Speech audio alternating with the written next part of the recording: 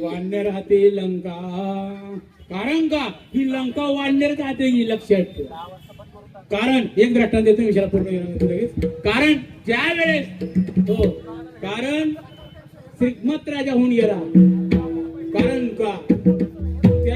का नारदाने तपश्चर्या केली होती. कुठं तपश्चर्या केली? बद्रिकाश्रम तपश्चर्या केली होती. कारण का बद्रिकाश्रम कारणा इतकी तपश्चर्या केली नारदाने.